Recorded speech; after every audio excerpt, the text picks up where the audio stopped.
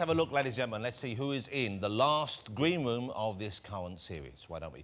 My first guest is one of the most exciting and original film directors of his generation, in fact, any generation. He is the one, the only Mr. Quentin Tarantino. You gotta love Quentin. Hey, Quentin! Hey, hello. Great to see you. Hello. Great to have you here this evening, ladies and gentlemen. Thank you, Quentin. My next guests are dragons. Not real dragons. They're on CBBC.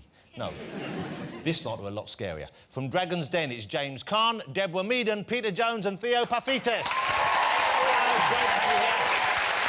I'm excited to have the dragons on the show. I like the dragons. If you're a fan of Dragon's Den, and I hope you are, you'll notice that the other dragon, Duncan Bannatyne, is not here tonight. Sadly, the credit crunch has taken his toll, and he's taken a job stacking shelves in Lidl. My next guest is an Oscar-winning Hollywood superstar. Here he is, Mr. Denzel Washington. Denzel. Shall we get my next guest out, ladies and gentlemen? Yeah. Why don't we? But first, let's see them in action in the terrifying but hugely entertaining Dragon's Den. I've been a London cyclist for the last 5 years, and I'm all too aware of the dangers of cycling in heavily trafficked streets. I wear a helmet, fluorescent vest, I have a light, and I've also been given this. But when I'm in danger, what I actually do is this, to make sure that people know I'm there. So, together, we developed the London whistle. We believe that the potential size of the business is big, it's great. Suddenly, the normal business language of the Den was replaced by an altogether unfamiliar one. What about the old-fashioned... It's not as loud as that. What about the gas ones? The market that we believe is going to be very interested in this, that looks for something that's a bit more technology-oriented and don't want to go hacker, hacker. You can't spend your life going zip, zip, zip, zip, zip, zip, zip, just so everybody can see you. In the end, Peter Jones blew the final whistle on the couple's time in the Den. But the market potential... Peter. I'm out. Here we are, will you please welcome from Dragon's Den, James, Deborah, Peter and Theo. The magic dragon lived by the sea and frolicked in the autumn mist in the land called Harmony. The magic dragon. Gorgeous James. And the ever so tall Peter. Come on in. Whoa, steady. Blimey. Well, that's what I'm going to picture, a little step guard. Sit down, get yourself comfortable. How nice to have you here. Thanks for joining us. And the Dragon's Den, am I right, this is the 7th series you're in right now? Yeah. Not all of you have been in the whole series, all of them. James, you went in the very beginning, weren't you? No, I'm the new dragon. The new boy. Duncan's not here tonight. Is that because he's the most successful one of you in the world of business, or you just can't stand him? Couldn't afford the fare. He couldn't afford the fare. BBC cutbacks. Yeah. Wouldn't pay his expenses. I'm not coming. I'm up. He's abroad, though, isn't he? He's abroad. He's a bit too old now to travel. But you guys, you get on fairly well. No. Do you ever meet... You don't, Peter? No. Well, who don't you get on with, Peter? Well, actually, I mean, probably Duncan most of all, but this series probably... What? Well, actually, between Duncan and James, it's a Similar. close... Yeah.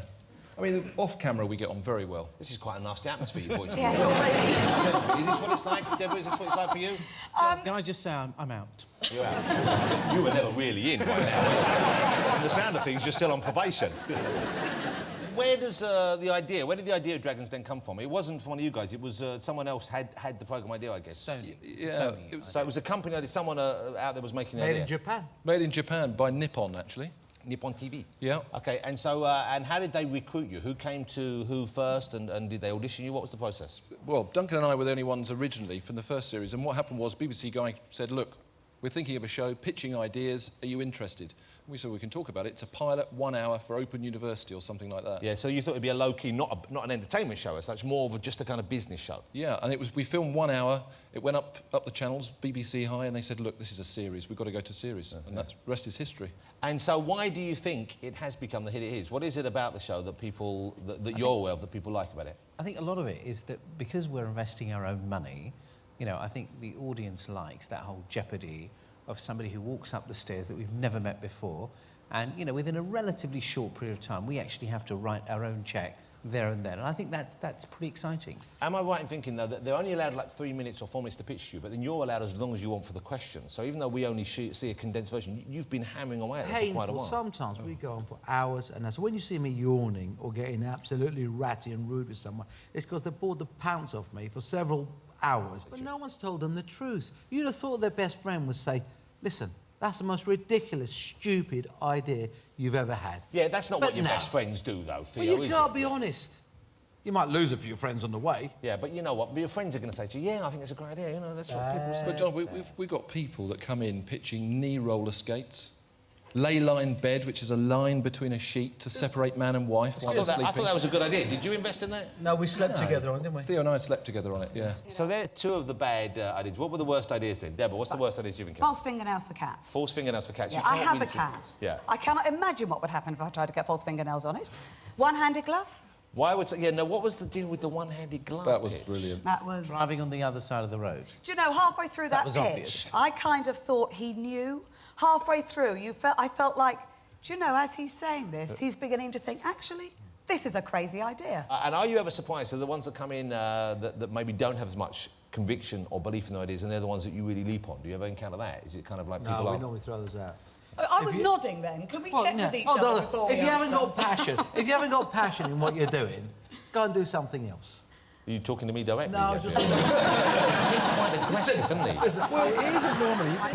OK, now, when someone comes up, you must feel a little empathy, a little sympathy, because it must be terrifying walking in the room, knowing that, number one, that they've got to encounter you guys, but number two, you know, this is a big moment for them, and they've got an idea which, if you pick up on it, it could well change their life. So do you ever sweeten the pill, do you ever soften the blow, or do you actually sometimes enjoy telling them it's an awful idea?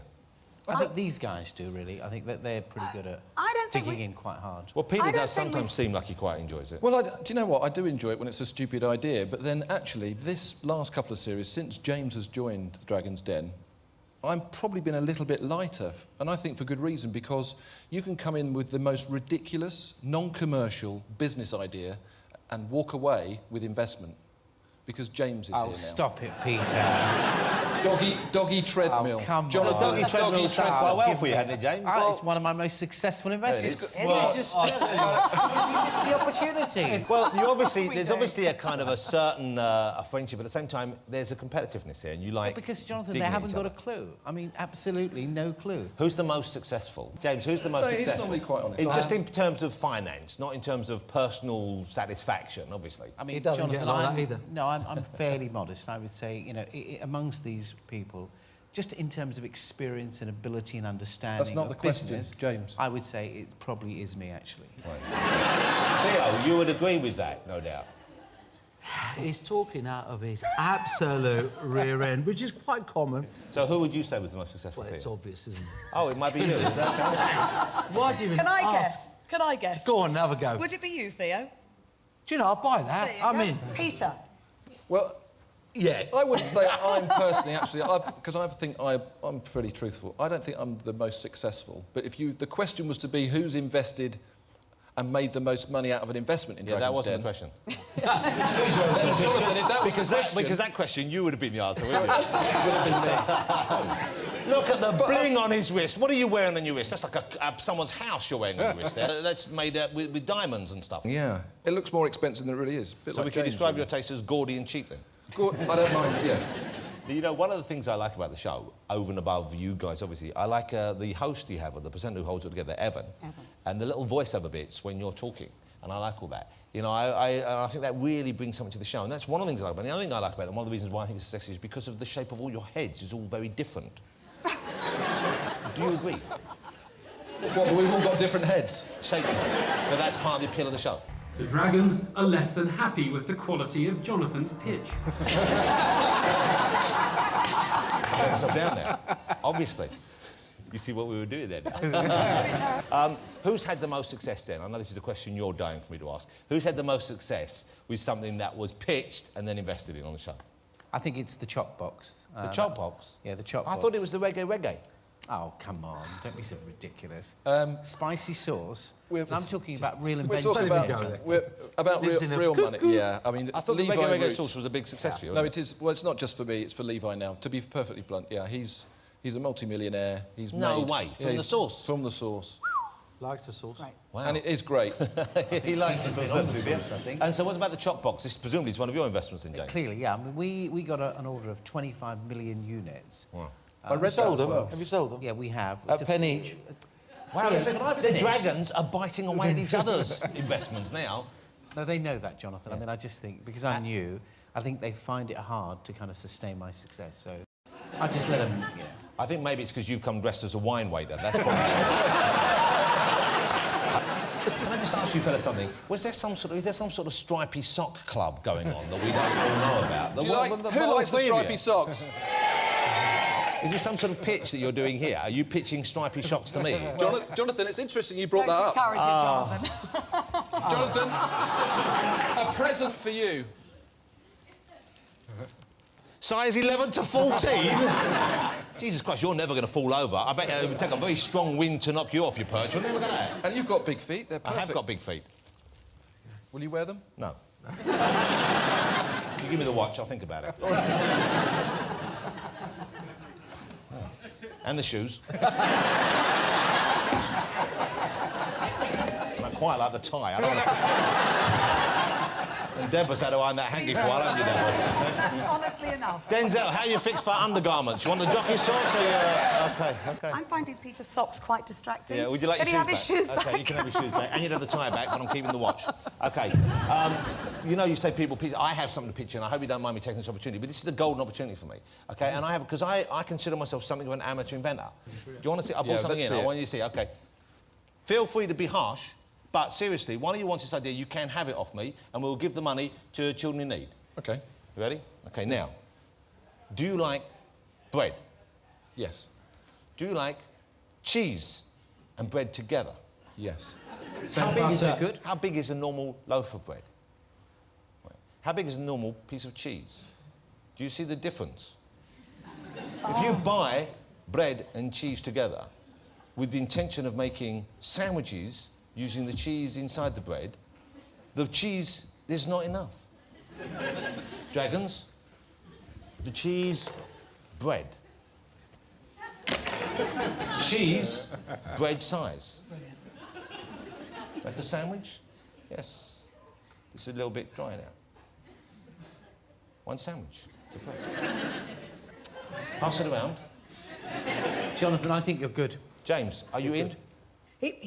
What's the deal, Jonathan? What's the deal? What's the deal? I've got 10 million orders of the cheese bread from Romania. It's just a bit of cheese just cut to look like bread. Yes, you say that, but what's a wheel but a box with the edges shaved off? Use your imagination.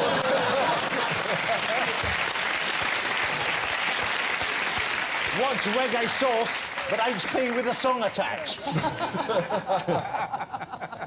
Go on, I'm sweating.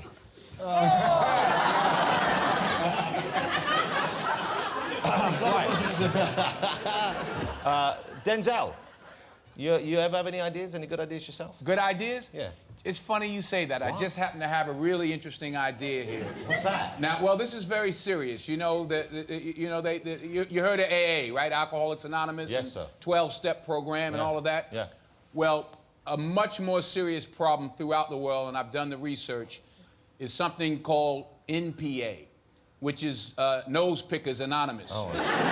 Nose Pickers Anonymous. Yes. So I figured, you know, to have a good time, to have some fun, and this way you can't get it in your... Where's my nose? You can't get it actually up in your nose. Theo. You have different characters. No, wait, I'm passionate about this. Wait, come back. Come back, I'm passionate about it. I gotta be passionate, right? What do you think? Do you think NPA, think NPA. I'll give him Nose 100 Pickers grand. Anonymous. You give him 100 grand. No, wait.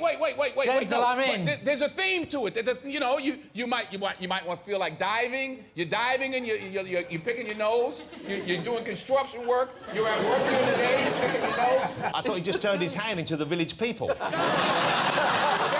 sometimes, you know.